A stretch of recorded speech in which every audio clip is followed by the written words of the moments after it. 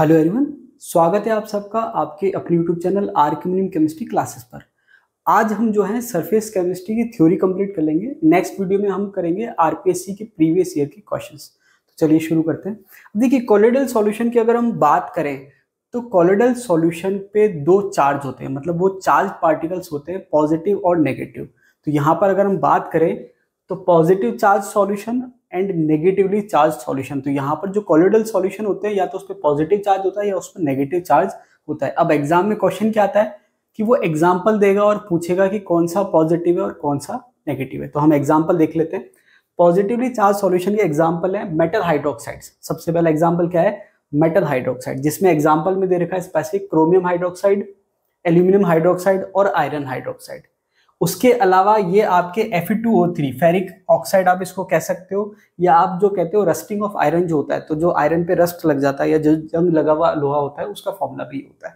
ठीक है। इसके अलावा हीमोग्लोबिन भी एग्जाम में पूछ रखा है। ठीक है। अब देखिए, इस कंसेप्ट पे पहले का मतलब 2005 से पहले काफी सारे क्वेश्चन आरपीएससी पूछती थी, लेकिन लेटेस्ट अगर हम देखें ट्रेंड तो इस कंसेप्ट पे बहुत ज्यादा क्वेश्चन नहीं पूछेंगे, लेकिन पूछे जा सकते हैं। ठीक है। इसके अलावा एग्जांपल है ऑक्साइड्स। ऑक्साइड में दे रखा है टाइटेनियम ऑक्साइड एग्जांपल। इसके अलावा बेसिक डाई स्टफ्स। तो जो बेसिक डाई है वो आपके पॉजिटिवली चार्ज सॉल्यूशन में आ रही है, और जो आपके एसिडिक डाई है या एसिड डाई है वो आपके नेगेटिवली चार्ज सॉल्यूशन में आ रही है। तो आपको ध्यान रखना है। ठीक है। तो यहाँ पर बेसिक डाई स्टफ में दे रखा है एग्जाम्पल मिथाइलिन ब्लू। क्या दे रखा है? Methylene blue. तो ये एग्जाम्पल हो गए। वापस से रिपीट कर देता हूँ। मेटल हाइड्रोक्साइड 1, दूसरा फेरिक ऑक्साइड 2, तीसरा हीमोग्लोबिन, चौथा ऑक्साइड्स में टाइटेनियम ऑक्साइड, पांचवा बेसिक डाई में मिथाइलिन ब्लू। ये आपके एग्जांपल हो गए किसके? पॉजिटिवली चार्ज सॉल्यूशन के। नेगेटिवली चार्ज सॉल्यूशन की बात करें, सॉल्यूशन का मतलब कोलोइडल सॉल्यूशन है यहाँ पर। ठीक है। नेगेटिवली चार्ज सॉल्यूशन की बात करें तो सबसे पहला दे रखा मेटल्स। मेटल्स की बात करें तो एग्जाम्पल क्या दे रखा है? कॉपर, गोल्ड और सिल्वर। ठीक है। सॉल का मतलब आपको बता ही रखा है क्या होता है सॉल का मतलब। Metallic sulphides. सल्फाइड्स जो है, देखिए ऑक्साइड वहां आ रहे हैं, सल्फाइड्स यहाँ आ रहे हैं। सल्फाइड में दे रखा है आर्सेनिक सल्फाइड, एंटीमनी सल्फाइड और आपके कैडमियम सल्फाइड। ठीक है। इसके भी सॉल दे रखे हैं। इसके बाद acid dye stuffs. Acid dye stuff की बात करें तो यहाँ पर कॉन्गो रेड और ईओसिन, ये आपको ध्यान रखना है। अब देखिए, जो डाई है वो आपके इंपॉर्टेंट है, ध्यान रखना है। मतलब सारे एग्जाम्पल इंपॉर्टेंट। देखिए एग्जाम में वो 4 ऑप्शन देगा, अब 4 ऑप्शन में से कोई ना कोई तो 4 देगा, मतलब इनमें से 4 ऑप्शन वो उठा लेगा। ठीक है। एग्जाम में क्वेश्चन आ रखा है वही बताऊंगा अभी। कॉन्गो रेड, एसिड डाई है और ईओसिन। इसके अलावा solution obtained from starch, charcoal और गम, ये भी दे रखा है किसमें? नेगेटिवली चार्ज सॉल्यूशन में, या नेगेटिवली चार्ज सॉल्यूशन आप इसको कह सकते हो कोलोइडल सॉल्यूशन। तो ये आपने देखा 1 2 3 4 एग्जाम्पल किसमें हो गए? नेगेटिव में, और 5 एग्जाम्पल किसमें हो गए? पॉजिटिव में। अब एग्जाम में क्वेश्चन क्या आएगा? अब देखिए, होता क्या है कि चीजें हमें पड़ी हुई है। एक क्वेश्चन होता है सीधा, एक क्वेश्चन होता है अंडरस्टैंडिंग बेस या एप्लीकेशन बेस। अब मैं आपको दोनों क्वेश्चन बताता हूँ कैसे पूछा गया एग्जाम में। एग्जाम्पल के तौर पे लेक्चरर टेक्निकल एजुकेशन, जिसको आप पॉलिटेक्निक कॉलेज लेक्चरर भी कहते हो, 2020 में पूछा था। क्या पूछा था? ये 4 ऑप्शन दे दिए, haemoglobin, methylene blue, Congo red और टाइटेनियम ऑक्साइड। अब आप खुद सोचो कि क्वेश्चन एक मैंने फ्रेम करा और उसके बाद ये 4 ऑप्शन दिए। अब आप ये 4 ऑप्शन देखकर खुद क्वेश्चन बता सकते हो कि क्वेश्चन क्या पूछा होगा। एग्जाम्पल के तौर पे हीमोग्लोबिन किस में आ रहा है? पॉजिटिव में आ रहा है, लिख देता हूं पॉजिटिव। मिथाइलिन ब्लू किस में आ रहा है? पॉजिटिव में। कॉन्गो रेड किस में आ रहा है? कॉन्गो रेड आपके आ गया वहां पर, नेगेटिव में। ठीक है। और टाइटेनियम ऑक्साइड किस में आ रहा है? पॉजिटिव में। अब आप खुद सोचिए कि ये 4 ऑप्शन है। अब देखिए, मैंने क्वेश्चन भी नहीं लिखा है। अब अगर मान लो मैं क्वेश्चन नहीं भी पढ़ता और ये 4 ऑप्शन देखता तो मेरे दिमाग में एक ही क्वेश्चन आता। क्या क्वेश्चन आता? 2 तरीके से क्वेश्चन पूछ सकता है कि निम्न में से कौन सा नेगेटिव चार्ज सॉल्यूशन है, या निम्न में से कौन सा पॉजिटिव चार्ज सॉल्यूशन नहीं है। ये 2 ही क्वेश्चन बन सकते हैं। तो ये आप जब क्वेश्चन के बाद ऑप्शन देखते हो तो आपको क्वेश्चन और क्लियर समझ में आ जाता है कि 3 पॉजिटिव के दे रखा है, 1 नेगेटिव का दे रखा है, मतलब ये आंसर होगा। नो डाउट, क्वेश्चन की लैंग्वेज कुछ भी हो, क्वेश्चन कुछ भी हो, ये आंसर होगा, क्योंकि 3 ऑप्शन एक जैसे हैं, 1 ऑप्शन डिफरेंट है। ये आप कब कर पाओगे? जब आपको याद होगा। थ्योरेटिकल चीज है ये। अब देखिए, कुछ क्वेश्चन होते हैं डायरेक्ट और कुछ क्वेश्चन होते हैं इनडायरेक्ट। डायरेक्ट का मतलब सीधा सीधा पूछ लिया कि कौन सा पॉजिटिव और कौन सा नेगेटिव है। इनडायरेक्ट क्वेश्चन में वो आपको पता नहीं चलेगा कि उसने डायरेक्ट क्या पूछा, लेकिन आपको दूसरा कंसेप्ट काम में आएगा। जैसे फॉर एग्जांपल आरएस 2007 में क्वेश्चन पूछा है कि आर्सेनिक सल्फाइड जो है वो कहां पर मूव करेगा। मतलब जब आप सॉल्यूशन में इलेक्ट्रिक करंट अप्लाई करेंगे इलेक्ट्रिक फील्ड अप्लाई करेंगे तो वो कहाँ जाएगा। तो देखिए 2 क्वेश्चन काम के थे, बाकी 2 क्वेश्चन साइड के थे, तो वो मैंने नहीं लिए हैं। तो सीधी सी बात है कि आर्सेनिक सल्फाइड के सॉल्यूशन में जब आप इलेक्ट्रिसिटी प्रोवाइड करेंगे तो वो, या इलेक्ट्रिसिटी सप्लाई करेंगे तो वो कहाँ मूव करेगा, एनोड की तरफ या कैथोड की तरफ। तो आपको 2 कंसेप्ट पता होने चाहिए। एक तो ये पता होना चाहिए कि एनोड पे और कैथोड पे क्या चार्ज है, दूसरा आपको ये पता होना चाहिए कि आर्सेनिक सल्फाइड पे क्या चार्ज है, तीसरा आई थिंक आपको पता होगा कि पॉजिटिव नेगेटिव की तरफ जाता है और नेगेटिव पॉजिटिव की तरफ जाता है। तो ये तो आई थिंक आपको सबको पता होगा, कूलम्ब लॉ के अकॉर्डिंग है। तो अब आपको ये पता होना चाहिए एनोड और कैथोड पे चार्ज क्या हुआ। तो देखिए ये इलेक्ट्रोकेमिस्ट्री का कंसेप्ट है। अगर आप बाहर से करंट प्रोवाइड करा रहे हैं, ठीक है, इलेक्ट्रोलाइटिक सेल कहते हैं, तो वहां पर आपके कैथोड पे आपके नेगेटिव चार्ज होता है और एनोड पे पॉजिटिव चार्ज होता है। ठीक है, कैथोड पे नेगेटिव और एनोड पे पॉजिटिव। अगर आप बाहर से इलेक्ट्रिसिटी प्रोवाइड करा रहे हैं, मतलब वो इलेक्ट्रोलाइटिक सेल का एग्जांपल होगा, एक तरीके से आप सिंपल ऐसे कह सकते हो। और नॉर्मल अगर आप डेनियल सेल की बात करो या गैल्वेनिक सेल की बात करो तो वहां नोटेशन चेंज हो जाते हैं। तो ये डिटेल में हम इलेक्ट्रोकेमिस्ट्री में पढ़ेंगे। तो अब एक तो ये मैंने आपको बता दिया कि एनोड पे पॉजिटिव चार्ज और कैथोड पे नेगेटिव चार्ज है। अब ये कहाँ मूव करेगा, इसके लिए आपको इसका चार्ज पता होना चाहिए। आर्सेनिक सल्फाइड जो है वो आपके, देखिए यहाँ पर मैंने गोला लगा दिया। आर्सेनिक सल्फाइड जो है वो क्या है, नेगेटिवली चार्ज है। तो नेगेटिवली जो चार्ज है वो कहाँ जाएगा, पॉजिटिव चार्ज की तरफ। तो ये जाएगा यहाँ। तो ये क्वेश्चन RS 2007 में पूछा गया है। अच्छा क्वेश्चन है, क्यों? क्योंकि यहाँ आपको कंफ्यूज होने के लिए पूरा पूरा मौका है। कैसे कि एक तो एनोड और कैथोड पे चार्ज जो है वो भी डाउटफुल रहता है। क्यों? क्योंकि 2 तरह के सेल होते हैं, इलेक्ट्रोलाइटिक और गैल्वेनिक, दोनों में साइन अलग अलग होते हैं। इसको याद करने का तरीका एक अच्छा ये है कि हमेशा एनोड पे ऑक्सीडेशन होगा, चाहे कोई सा भी सेल हो। तो इसको आप ऐसे समझो कि ऑक्सीडेशन किसका होगा, जिस पर इलेक्ट्रॉन ज्यादा है, मतलब नेगेटिव चार्ज का ऑक्सीडेशन होगा। तो नेगेटिव चार्ज जब आप इलेक्ट्रिक करंट सप्लाई करोगे तो कहाँ मूव करेगा, पॉजिटिव की तरफ। तो ये बहुत ज्यादा इलेक्ट्रोकेमिस्ट्री कंसेप्ट में नहीं जाते हैं, सीधी सीधी सी बात है। आर्सेनिक सल्फाइड पे क्या है, नेगेटिव चार्ज। तो ये क्वेश्चन RS 2007 में पूछा गया है। अभी हमने बात करी positive and negative charge solution या नेगेटिव चार्ज सॉल्व।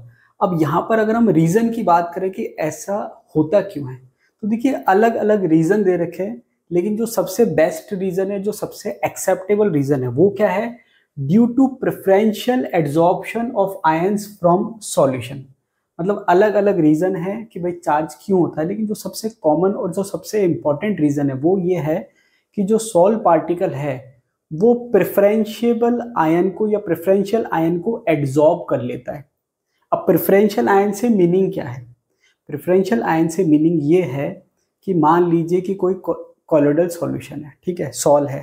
अब वो जो सॉल है, जो उसमें पार्टिकल्स हैं, तो जो सॉल्यूशन में जो आपके आयंस होंगे, अब देखिए ऐसा तो होता नहीं कि एक ही आयन प्रेजेंट हो। अगर मान लीजिए मैं कोई इलेक्ट्रोलाइट भी लेता हूँ तो उसमें पॉजिटिव भी होगा और नेगेटिव भी होगा।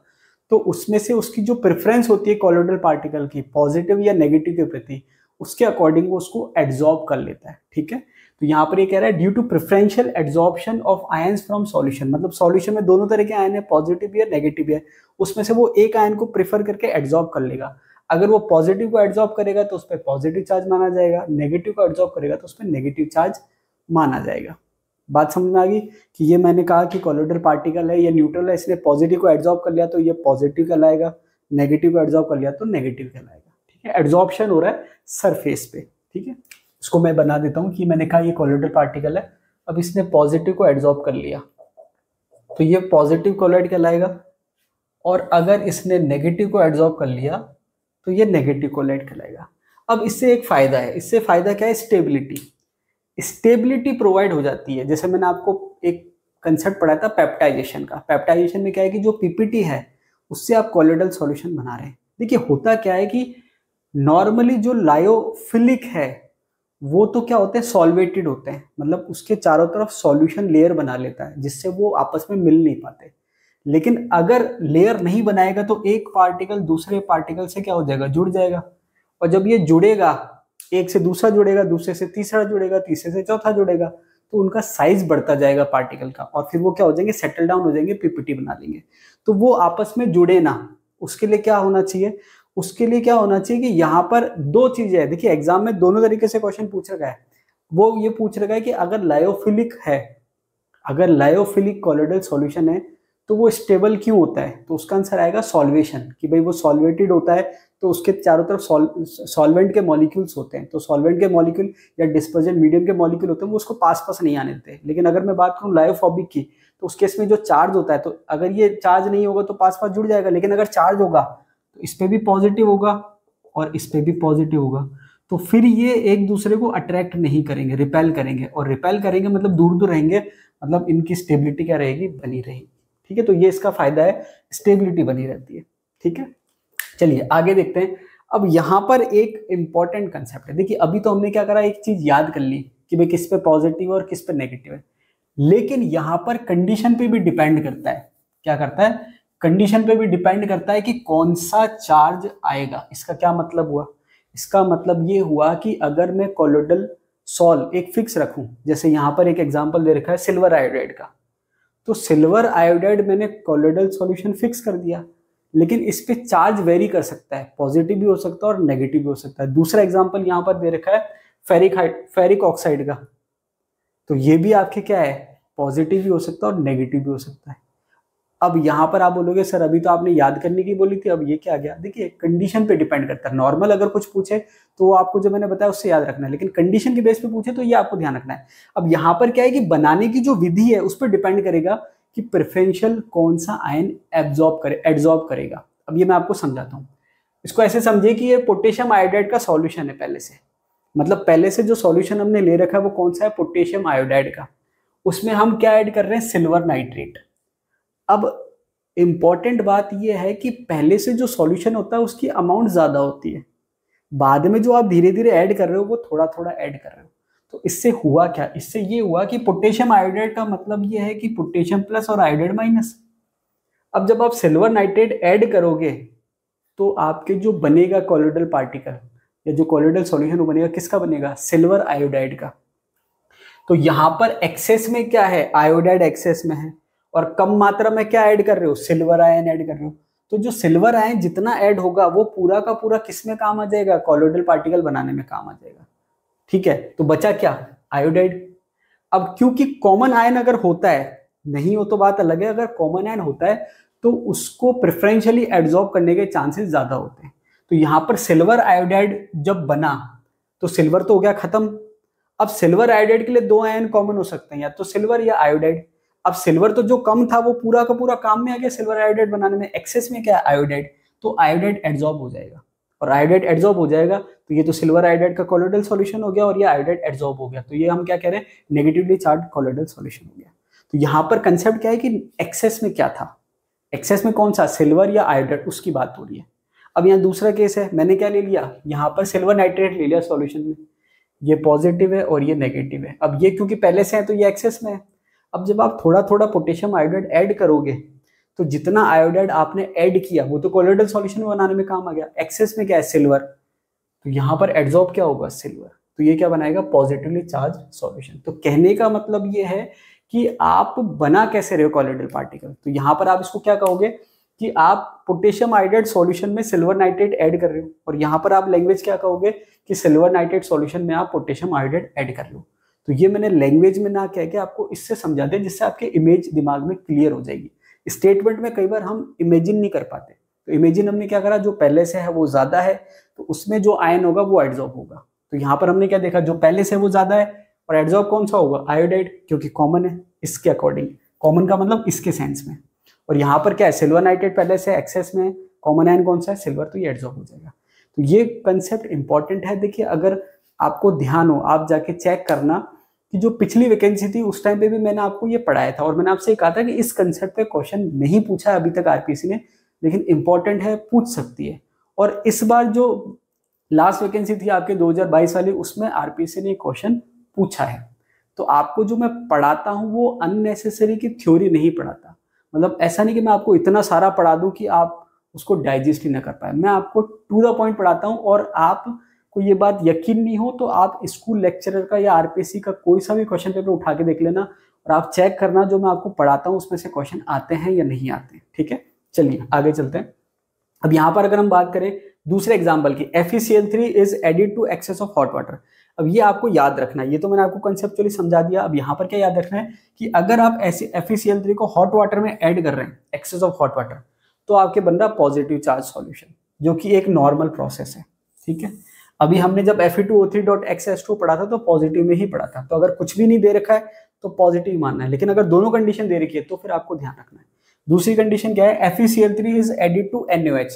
अब यहाँ पर आप ये समझ लीजिए कि ये बेसिक मीडियम आ गया। क्या आ गया, बेसिक मीडियम आ गया। अब बेसिक मीडियम आ गया तो यहाँ पर OH माइनस एड्सॉर्ब हो रहा है, तो ये नेगेटिवली चार्ज है। अब यहाँ पर आरपीएससी ने क्वेश्चन क्या पूछा है, ये चारों कंडीशन दे दी, 1, 2, 3 और 4, और क्वेश्चन क्या पूछा, इनमें से पॉजिटिव चार्ज सॉल्व किस कंडीशन में बनेगा। तो दो कंडीशन होगी, एक इसमें से और एक इसमें से। अगर पढ़ा हुआ होगा तो कर लोगे, नहीं पढ़ा होगा तो छोड़ के आ जाओगे। चलिए आगे बात करते हैं, चार्ज सॉल्व। अब देखिए यहाँ पर एक तरह से लेयर बन रही है, जैसे मैंने क्या कहा, ये कॉलोइडल पार्टिकल है और उसके ऊपर सतह पर क्या हो गया, एड्सॉर्प्शन हो गया। अब जैसे मान लो मैं इसकी बात कर रहा हूँ तो ये पॉजिटिव चार्ज सॉल्व है, ठीक है, मतलब इसकी सतह पर पॉजिटिव आयन क्या हो गया, एड्सॉर्ब हो गए, तो उस पर एक लेयर बन गई। क्या बन गई, लेयर बन गई। अब ये क्या कह रहा है, चार्ज सॉल्व लेयर, मतलब ये लेयर बन गई, attract counter ion from the medium. अब देखिए ये तो प्रकृति का नियम है, अपोजिट अट्रैक्ट। यहां पर अगर ये आपके कॉलोइडल पार्टिकल और इसके एड्सॉर्प्शन की वजह से पॉजिटिव आयन एड्सॉर्ब हो गए, तो नो डाउट नेगेटिव आयन जो है वो अट्रैक्ट होगा। और नेगेटिव आयन अट्रैक्ट होने से क्या होता है कि एक और लेयर बन जाती है, मतलब डबल लेयर बन गई।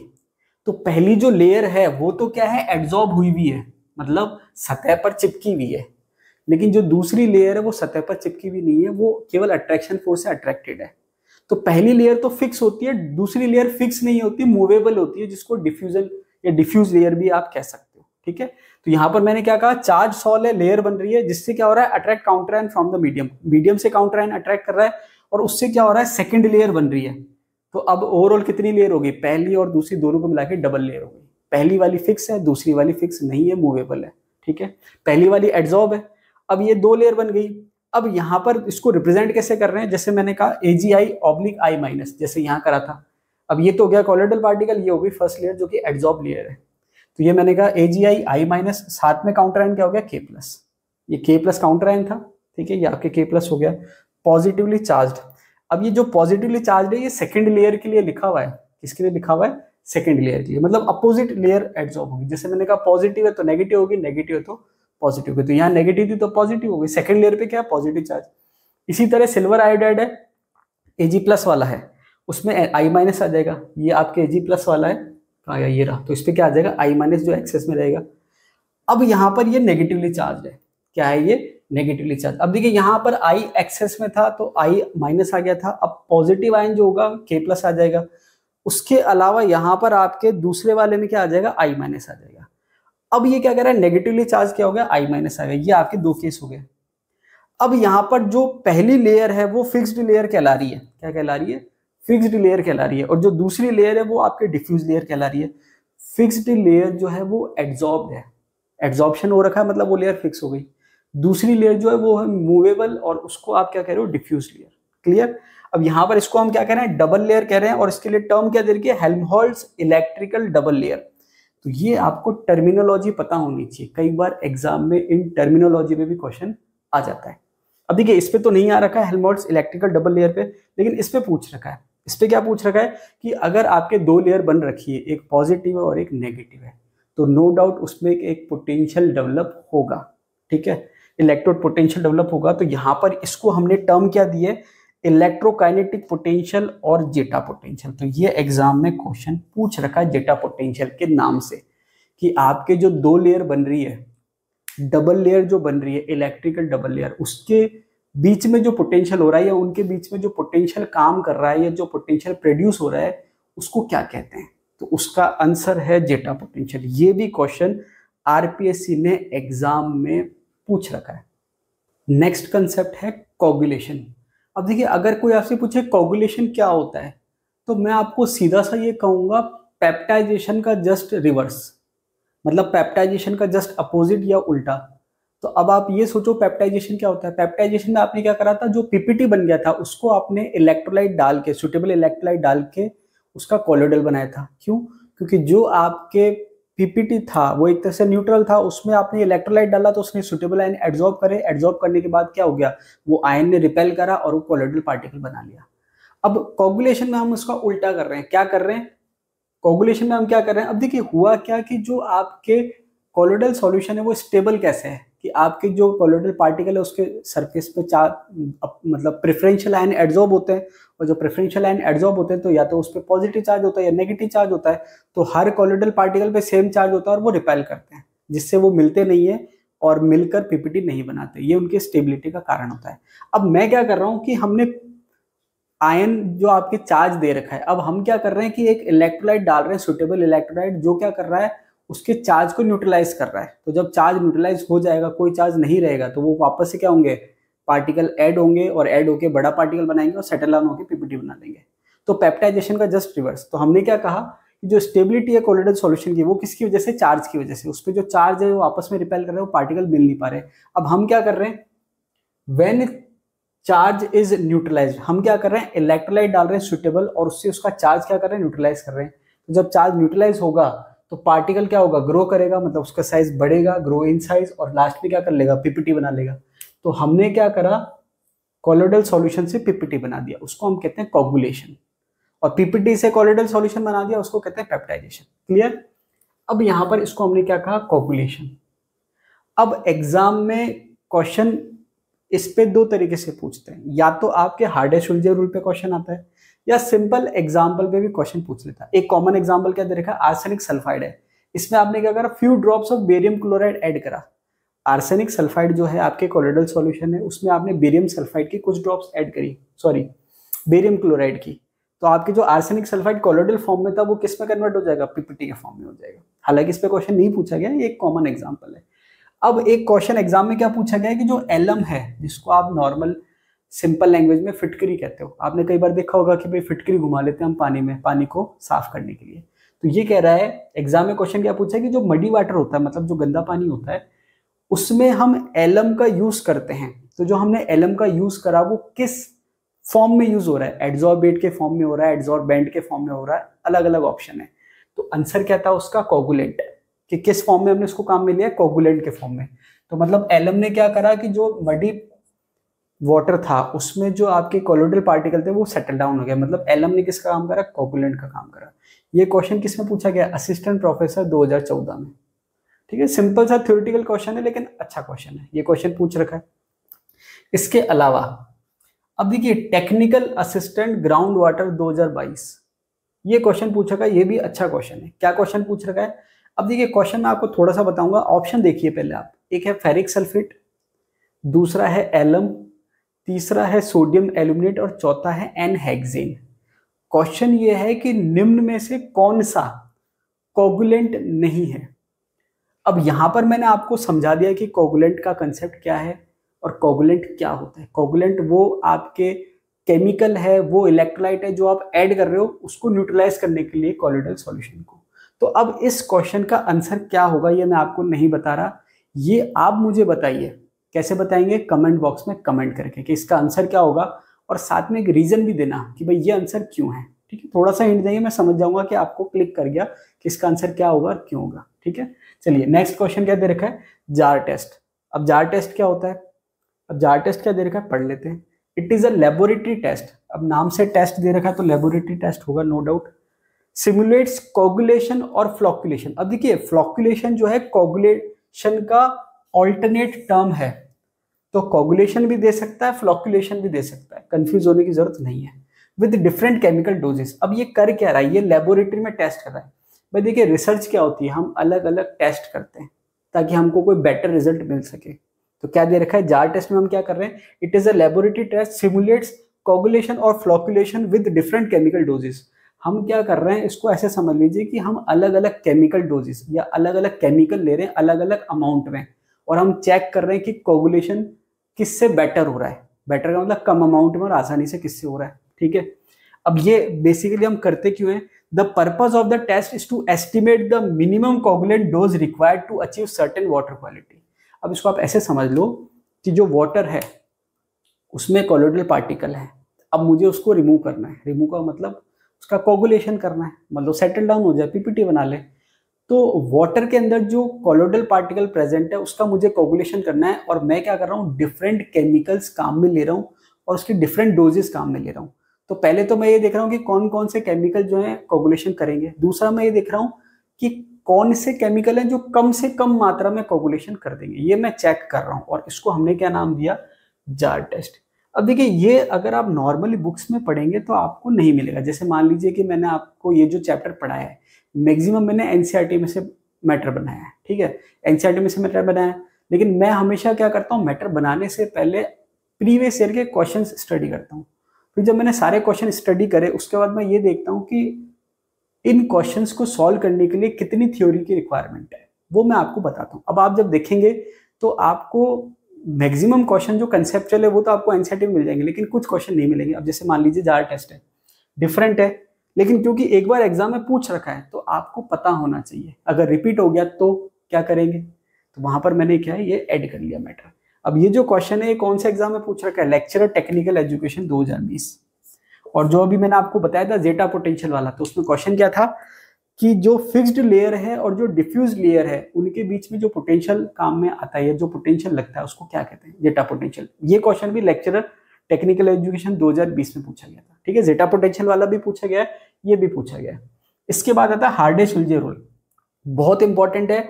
आप इसको ऐसे समझो कि मैंने जो क्वेश्चंस देखे पुराने, उसमें अगर सबसे ज्यादा क्वेश्चन मुझे मिले किसी कंसेप्ट पे तो वो दो कंसेप्ट थे। पहला कंसेप्ट था फिजिकल एड्सॉर्प्शन और केमिकल एड्सॉर्प्शन के, जो मैंने आपको पॉइंट्स लिखवाए डिफरेंस वाले, उस पे क्वेश्चन है। 4 स्टेटमेंट देते हैं, कौन सा सही है कौन सा गलत है, डिफरेंट कौन सा है, वो उस पे आ जाता है।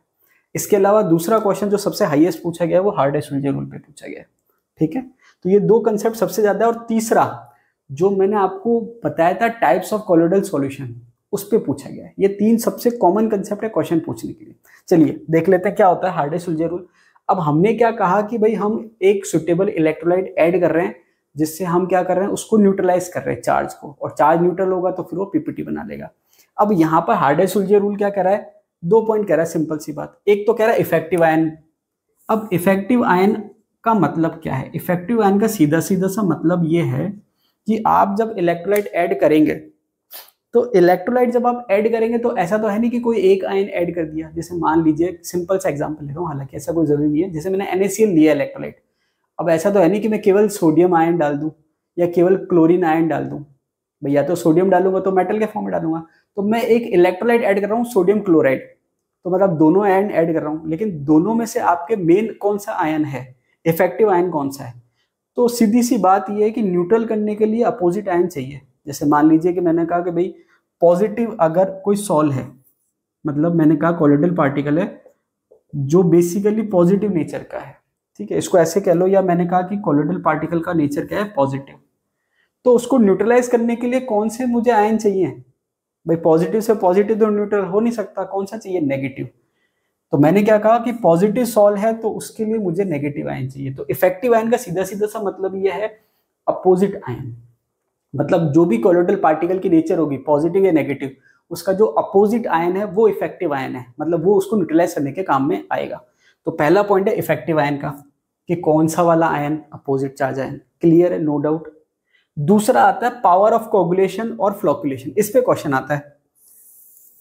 पावर का मतलब कौन से इलेक्ट्रोलाइट की, या हम कहें कौन से जो काउंटर आयन है, इसको आप काउंटर आयन भी कह सकते हो, अपोजिट आयन भी कह सकते हो, कि पावर ज्यादा है और पावर कम है। इसको आप ऐसे समझो, जैसे मान लीजिए कि ये पॉजिटिव की बात कर रहा हूं कि भाई कोलोइडल पार्टिकल पे पॉजिटिव चार्ज है, और मैंने कहा कि इस पे जो चार्ज है वो है +8, ठीक है, समझाने के लिए कह रहा हूं। अब मुझे नेगेटिव आयन लेने, मैंने 2 नेगेटिव आयन के एग्जाम्पल ले लिए, इसी में से ले लेता हूं। एक तो है Cl-, एक मैंने ले लिया सल्फेट, ठीक है। तो यहां पर 8 पॉजिटिव को न्यूट्रल करने के लिए मुझे कितने क्लोराइड आयन चाहिए, तो आप बता दोगे आराम से, 8 चाहिए। और 8 पॉजिटिव आयन को न्यूट्रल करने के लिए सल्फेट के कितने चाहिए, क्योंकि इस पे 2 माइनस है तो मुझे 8 माइनस चाहिए, 4 चाहिए। अब सीधी सी बात आप इसको ऐसे समझो कि जो काम करने के लिए क्लोराइड आयन कितने चाहिए थे, 8, वही काम करने के लिए सल्फेट के कितने चाहिए, 4।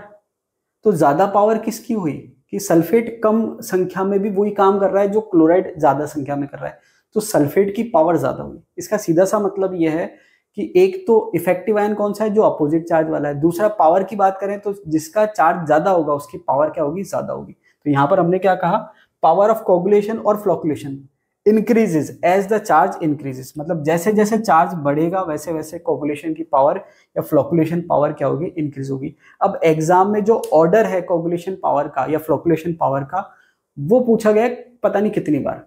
तो यहाँ पर सिंपल सी बात है, for positive colloid negative ion effective है और उसकी पावर क्या होगी, Cl minus sulphate phosphate FeCl6 4 minus. अब ऐसा जरूरी नहीं कि यही हो, ये तो मैंने केवल आप सिंबॉलिकली समझाने के लिए बताया है। समझाने का मतलब क्या है कि -1 पहले, उसके बाद -2, उसके बाद -3, उसके बाद -4, ये मैंने एक एग्जाम्पल लिया है। जरूरी नहीं कि यही एग्जाम्पल हो, Cl माइनस की जगह वो दूसरा ऐसा आयन दे दे जिसमें एक माइनस चार्ज हो। तो ओवरऑल समझना क्या है कि जैसे जैसे चार्ज बढ़ेगा वैसे वैसे पावर बढ़ेगी। ऐसी प्लस की अगर नेगेटिव कोलॉइड है तो पॉजिटिव चाहिए, तो सोडियम ले लिया, बेरियम ले लिया, एल्यूमिनियम ले लिया। तो यहाँ पर ये जो कंसेप्ट है फ्लोकुलेशन पावर का, इस पे मैक्सिमम क्वेश्चन आरपीएससी ने पूछ रखे। आगे दे रखा है गोल्ड नंबर। अब देखिए गोल्ड नंबर होता क्या है, थ्योरेटिकल क्वेश्चन बनाना चाहे तो पूछ सकते हैं कि गोल्ड नंबर क्या है और किस काम में आता है। हालांकि इस पे नहीं पूछते, दूसरे कंसेप्ट पे क्वेश्चन पूछते हैं, गोल्ड नंबर के एग्जाम्पल पे क्वेश्चन पूछते हैं। अब पहले तो ये देखें कि गोल्ड नंबर होता क्या है। अब गोल्ड नंबर क्या बता रहा है, indicate protective action of lyophilic colloids. अब जैसे मैंने आपको कई बार बता दिया कि लायोफिलिक और लायोफोबिक, अगर हम बात करें तो लायोफिलिक जो कोलोइडल सॉल्यूशन है वो कंपेरेटिवली मोर स्टेबल होते हैं और आसानी से फॉर्म हो जाते हैं। मतलब जैसे आप सिंपल वाटर में डिसॉल्व करेंगे तो वो कोलोइडल सॉल्यूशन बना लेते हैं और स्टेबल होते हैं। क्यों? क्योंकि आपके डिस्पर्स्ड फेज और डिस्पर्जन मीडियम में क्या होती है, एफिनिटी होती है। तो जो कोलोइडल पार्टिकल होते हैं उनका सॉल्वेशन हो जाता है। लेकिन जो आपके लायोफोबिक होते हैं वो स्टेबल नहीं होते, उनको स्टेबल करना पड़ता है। पहले तो फॉर्म आसानी से नहीं होते और फिर उसको स्टेबल करना पड़ता है, और उसका रीजन क्या है, चार्ज, एड्सॉर्प्शन ऑफ चार्ज। ये भी हमने खूब बार पढ़ लिया। अब यहाँ पर ये क्या कह रहा है, indicate protective action of lyophilic colloid. अब ये प्रोटेक्टिव एक्शन कह रहा है किसका, लायोफिलिक कॉलॉइड का। प्रोटेक्टिव एक्शन कौन प्ले कर रहा है, लायोफिलिक कॉलॉइड्स। कैसे कर रहे हैं, it is the number of milligram of the protective colloid which prevent coagulation of 10 ml of given gold solution। अब कहने का मतलब क्या है कि हमने कहा कि भाई लायोफोबिक कॉलॉइड है जिसपे क्या होता है, चार्ज होता है और चार्ज की वजह से वो स्टेबल होता है। लेकिन अभी हमने बात करी कोगुलेशन की। कोगुलेशन में हम क्या कर रहे हैं, इफेक्टिव इलेक्ट्रोलाइट डाल रहे हैं जो कि क्या कर रहा है, अपोजिट आयन उसके चार्ज को क्या कर रहा है, न्यूट्रलाइज कर रहा है, और वो क्या कर रहा है, पीपीटी बना रहा है। इसका मतलब उसकी स्टेबिलिटी खतरे में है। ठीक है, खतरे में किससे है, कोगुलेशन से। अब यहाँ पर उसको बचाने के लिए, तो बचाने के लिए क्या कर रहे हैं, यहाँ पर जो लायोफिलिक कॉलॉइड है वो क्या करता है, उसको कवर करता है। जैसे ये मैंने कहा कि लायोफोबिक है, ये लायोफोबिक कॉलॉइड है। अब इसका सॉल्वेशन नहीं हो रहा है, तो सॉल्वेशन नहीं होगा तो ये क्या होगा, जुड़ जाएगा और जुड़ के पीपीटी बना लेगा। लेकिन अगर मैंने इसके ऊपर लायोफोबिक बना लिया तो लायोफोबिक होने से इसका सॉल्वेशन हो जाएगा। अब देखिए मेन प्रॉब्लम क्या है कि हमने कहा चार्ज उसको स्टेबल कर रहा है, लेकिन जैसे ही आपने अपोजिट इलेक्ट्रोलाइट दिया उसका चार्ज खत्म हो गया। चार्ज खत्म होते उसकी टेंडेंसी क्या है कि उसका सॉल्वेशन नहीं हो रहा है। लेकिन अगर सॉल्वेशन हो जाता तो फिर उसको ये प्रॉब्लम नहीं आती। तो यहाँ क्या हो रहा है कि जो लायोफिलिक कॉलॉइड है वो लायोफोबिक पे एक लेयर बना रहा है, जिससे वो क्या हो रहा है कि जो आपके मीडियम है उससे उसकी एफिनिटी थी नहीं, लेकिन अब उसके ऊपर ये आ गया तो अब एफिनिटी बन गई और ये क्या हो गया, प्रोटेक्ट हो गया। अब इसको कोगुलेशन की भी टेंशन नहीं है। क्यों? क्योंकि चार्ज का कंसेप्ट खत्म हो गया। चार्ज का कंसेप्ट कब था, जब सॉल्वेशन नहीं हो रहा था। अब सॉल्वेशन हो रहा है तो वो हेडेक खत्म हो गई। तो यहाँ पर हो क्या रहा है कि लायोफिलिक कॉलॉइड प्रोटेक्ट कर रहा है किसको, लायोफोबिक कॉलॉइड को। किससे, कोगुलेशन से। तो यहाँ पर ये क्या कर रहा है, indicate protective action of lyophilic colloid. अब आगे क्या कर रहा है, it is the number of milligram of the protective colloid which prevent coagulation of 10 ml of a given gold solution when 1 ml of 10% NaCl solution is added to it। अब यहां पर हमने क्या कहा, 3 कंपोनेंट है, एक जिसका प्रोटेक्शन करना है, एक प्रोटेक्शन करने वाला, और एक जिसका एक प्रोटेक्शन करने वाला और एक जिससे प्रोटेक्शन करना है। अब देखिए यहां पर इसको आप ऐसे समझिए कि एक आपके ये है हीरोइन, ठीक है, हीरोइन को खतरा किससे है, विलेन से, और उसको बचाएगा कौन, हीरो। तो जो हीरोइन है जिसको खतरा है वो एक्चुअल में है लायोफोबिक कॉलॉइड, और लायोफोबिक कॉलॉइड यहाँ पर है गोल्ड, गोल्ड सॉल्यूशन है। तो गोल्ड सॉल्यूशन जो है वो हीरोइन है, गोल्ड सॉल्यूशन जो है वो हीरोइन है। ठीक है, इसको खतरा है, किससे खतरा है? इलेक्ट्रोलाइट से। इलेक्ट्रोलाइट क्या है यहाँ पर? 10% ऑफ NaCl सॉल्यूशन। तो यहाँ पर विलन कौन हो गया? NaCl solution.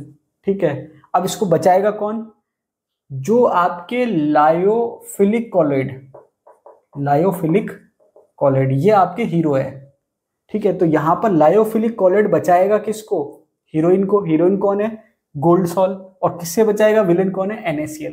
तो अब यहां पर आप इसको ऐसे समझिए कि अब हमको कंपेयर करना है, पावर कंपेयर करनी है कि भाई कैसे उसको बचा रहा है।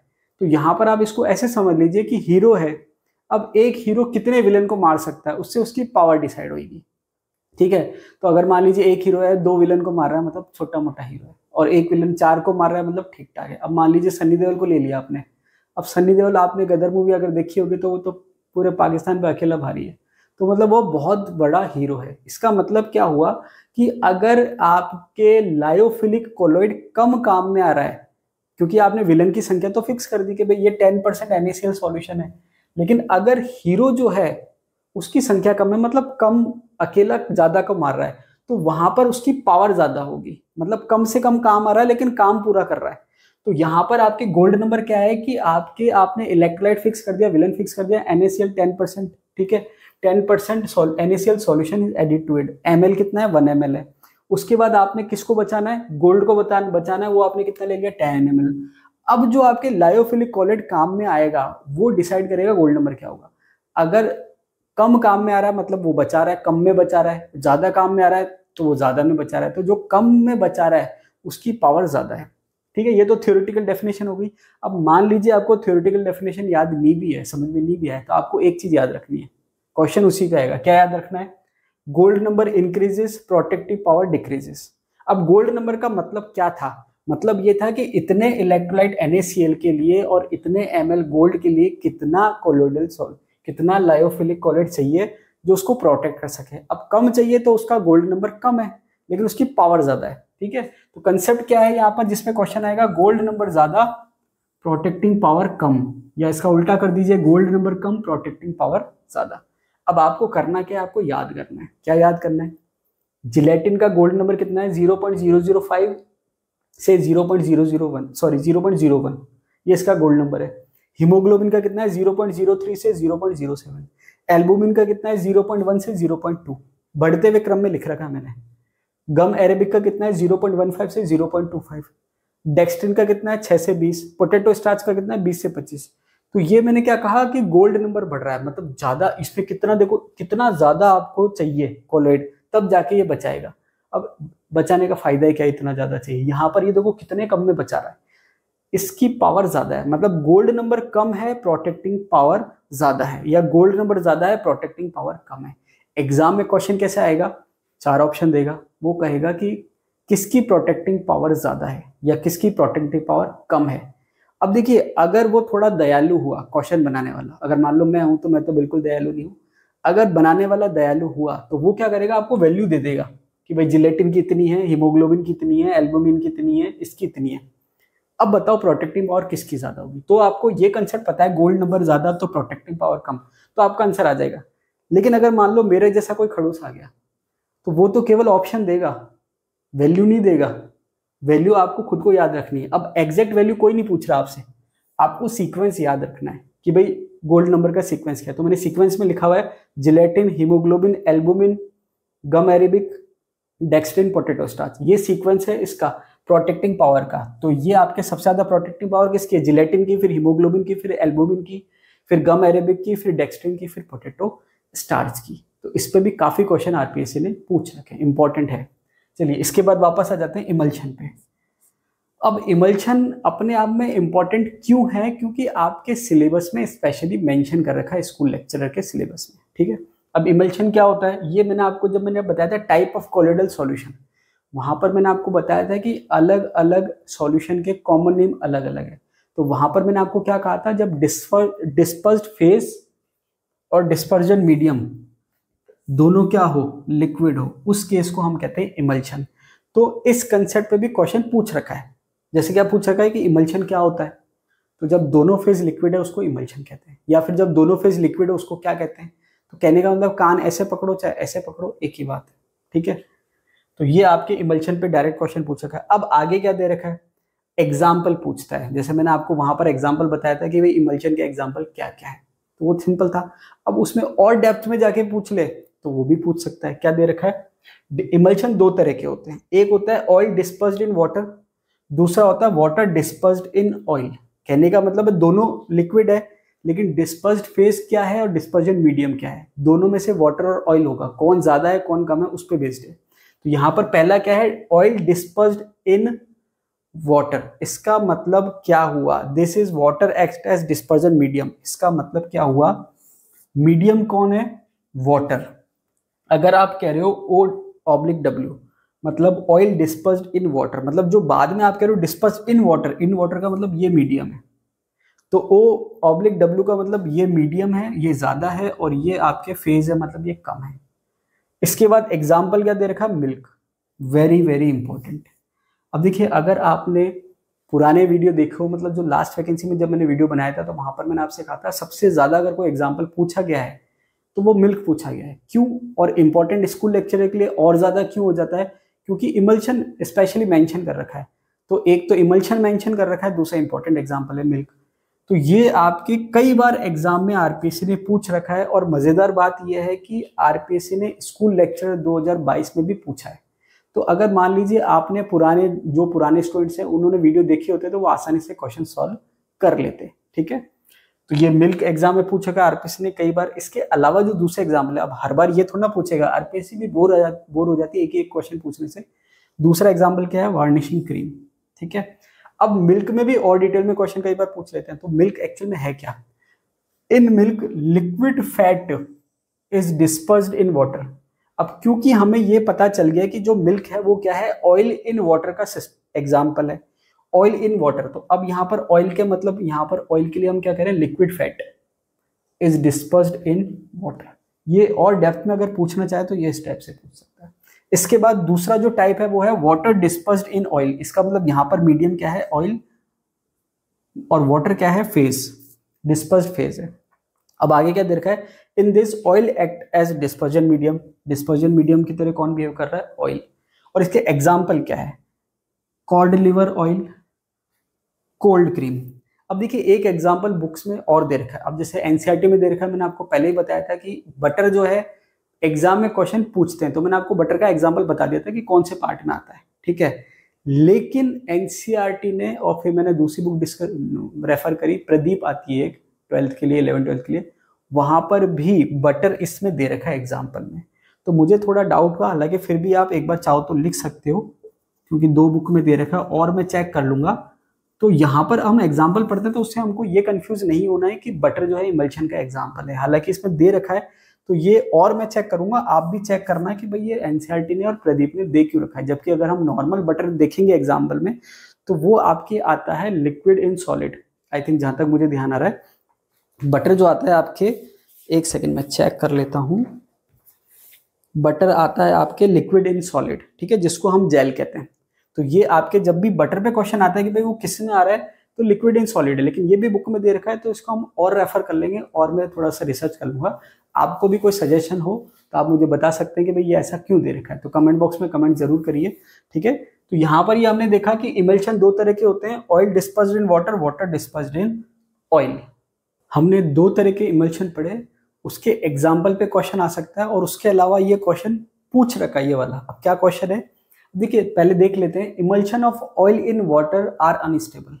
अगर हम बात करें ऑयल इन वाटर इमल्शन की, तो वो अनस्टेबल होता है, मतलब उसकी स्टेबिलिटी कम होती है। तो अब क्या करें, अब हमने ये पढ़ लिया कि स्टेबिलिटी कम होती है, तो हमारे दिमाग में एक चीज आएगी कि भाई अब स्टेबिलिटी बढ़ाने के लिए क्या करें।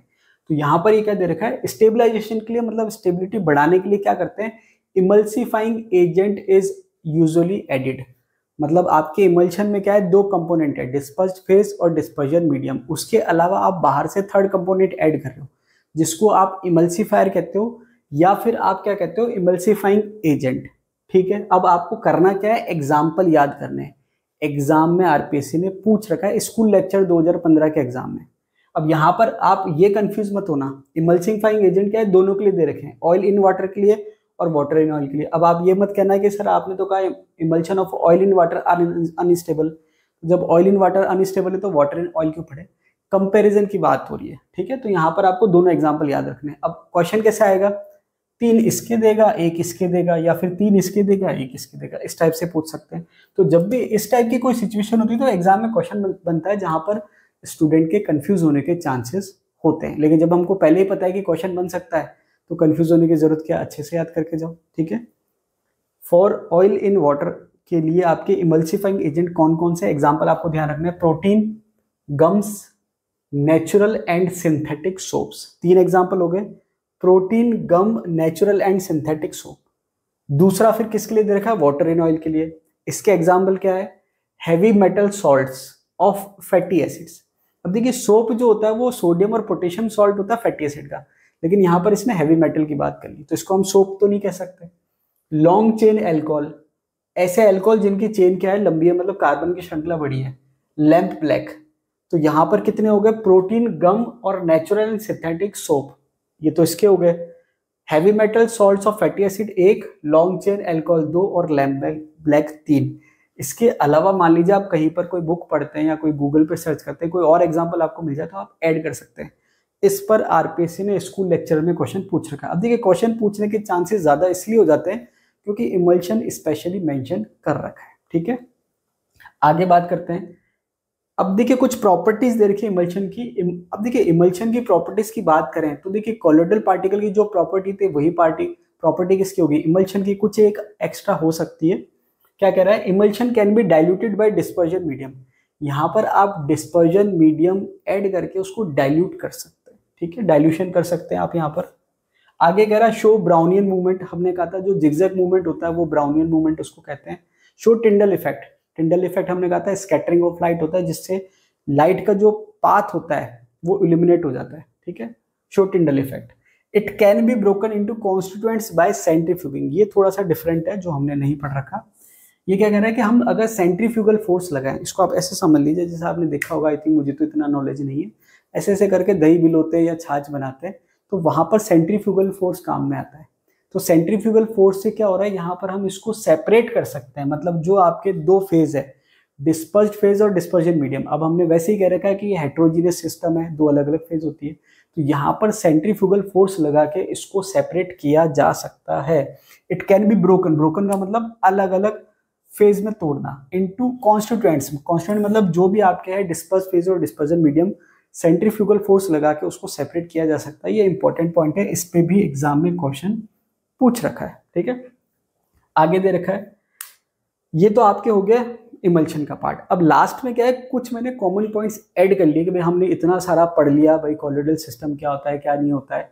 अब अगर हमने पढ़ा है तो अब हम क्या लोग हैं, लालची लोग हैं, मतलबी लोग हैं, बिना फायदे के कुछ नहीं करते। तो यहाँ पर हम कर क्या रहे हैं कि या तो नेचर में कोई चीज हो रही है उसको समझ रहे हैं, या फिर हम अपने से कोई एप्लीकेशन लगा रहे हैं। तो यहाँ पर क्या है, some example and application of colloidal nature of particles. अब हमने जो पार्टिकल के कॉलोइडल नेचर की बात करी उससे हम कुछ एग्जाम्पल या एप्लीकेशन समझ सकते हैं। अब देखिए दिमाग में एक चीज क्लियर रखना, कॉलोइडल जो है वो कोई पार्टिकल का नेचर नहीं है, वो एक्चुअल में एक फिजिकल स्टेट आप कह सकते हो। जैसे सॉलिड लिक्विड गैस होती है, अब कोई सा भी केमिकल सॉलिड लिक्विड गैस हो सकता है, जैसे वाटर है, वाटर सॉलिड भी हो सकता है, लिक्विड भी हो सकता है, गैस भी हो सकता है। ऐसे जो कॉलोइडल सिस्टम है तो वो पार्टिकल के साइज पे डिपेंड कर रहा है, वो किसी का नेचर नहीं है, कोई स्पेशली कोई कंपाउंड नहीं है, वहां पर पार्टिकल के साइज की बात हो रही है। साइज अगर उस रेंज में आएगा तो वो कॉलोइडल सॉल्यूशन की तरह बिहेव करेगा, ठीक है। तो मेन बात क्या है कि पार्टिकल का जो साइज है वो डिसाइड कर रहा है कि कॉलोइडल होगा या नहीं होगा। अब आगे आ जाते हैं वापस से, dust particles along with water suspended in air. अब जो एटमॉस्फेयर में डस्ट पार्टिकल है, साथ में वाटर भी आपको मिल गया, वाटर वेपर है, along with water suspended in air, air में जो सस्पेंडेड है मतलब बिखरा हुआ है, स्कैटर ब्लू लाइट। अब आप सोचेंगे कि इसमें कॉलोइडल का क्या रोल है, भाई इसमें हमने कॉलोइडल में क्यों पढ़ रहे हैं इसको। तो देखिए यहाँ पर आप इसको ऐसे समझिए कि जो इंटरेक्शन होता है लाइट का, वो जब पार्टिकल से इंटरेक्शन करता है तो वहां पर कंडीशन क्या होती है कि अप्रोक्सीमेटली सिमिलर साइज होना चाहिए। मतलब जो साइज की जो रेंज है, मतलब एक तो लाइट है उसकी वेवलेंथ और पार्टिकल का साइज कंपेरेबल होना चाहिए, तब जाके वो इंटरेक्शन करेगा। अब ऐसे समझ लीजिए कि मान लीजिए कॉलोइडल नेचर नहीं होती तो पार्टिकल का साइज क्या होता, छोटा होता, और पार्टिकल का साइज छोटा होता तो वो लाइट जो वेवलेंथ है उससे इंटरेक्शन नहीं कर पाता। तो यहाँ पर कोलोइडल पार्टिकल होने से उसका जो साइज है वो लाइट की वेवलेंथ की रेंज में आ गया, और रेंज में आने के बाद वो क्या कर रहा है, कौन सी लाइट के कलर से इंटरेक्शन कर रहा है, ब्लू कलर से कर रहा है। तो यहाँ पर सारे कलर से नहीं कर रहा, ध्यान रखना, ब्लू कलर से कर रहा है। और क्योंकि ब्लू कलर को वो स्कैटर्ड कर रहा है, इसलिए आपको आसमान जो है वो कैसा दिखाई दे रहा है, ब्लू या नीला दिखाई दे रहा है।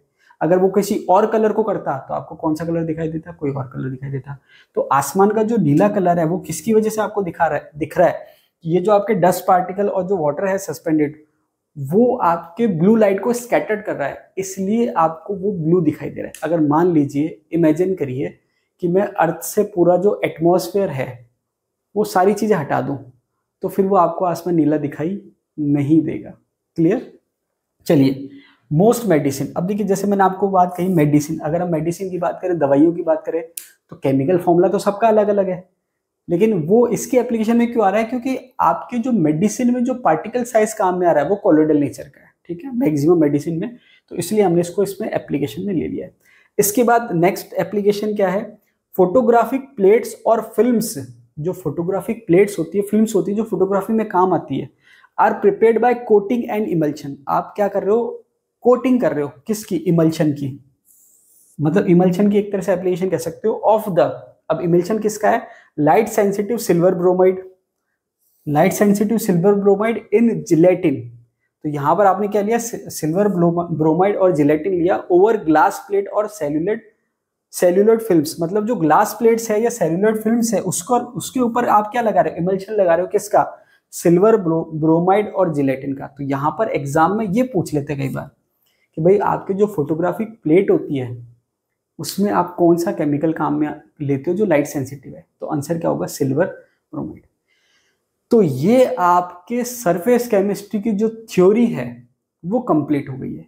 अब हम नेक्स्ट वीडियो में क्या करेंगे, आरपीएससी के प्रीवियस ईयर के जो डिफरेंट एग्जाम्स में क्वेश्चन आए वो हम डिस्कस करेंगे, और जितने भी आपके डिफरेंट, देखिए सारे क्वेश्चन तो पॉसिबल नहीं है करवा पाऊँ आपको, लेकिन जितने भी वेराइटी है कंसेप्ट की वो सारी कवर हो जाए, इतने मैं आपको प्रैक्टिस करवा दूंगा। और बाकी जो भी क्वेश्चन है वो आपको थ्योरी में से डायरेक्ट हो जाएंगे, ऐसा नहीं कि आप नहीं करें तो आप नहीं कर पाएंगे, थ्योरी में से डायरेक्ट हो जाएंगे। जो डिफरेंट कंसेप्ट के क्वेश्चन है समझने के लिए वो मैं ले लूंगा, और जो मुझे लगेगा थोड़े टिपिकल है या बिल्कुल थोड़े थ्योरी से लीक से हटके हैं वो मैं सारे कवर यहाँ पर कर लूंगा। तो वीडियो आपको कैसा लगा कमेंट में जरूर कमेंट करिए, वीडियो को लाइक कीजिए, और अगर आपने अभी तक चैनल सब्सक्राइब नहीं किया है तो आप चैनल सब्सक्राइब कर लीजिए, और जो नोटिफिकेशन है उसकी जो बेल है उसको हिट कर लीजिए, ताकि जैसे मैं नया वीडियो अपलोड करूं आपको नोटिफिकेशन मिल जाए। तो अभी के लिए इतना ही, मिलते हैं अगले वीडियो में, तब तक के लिए धन्यवाद।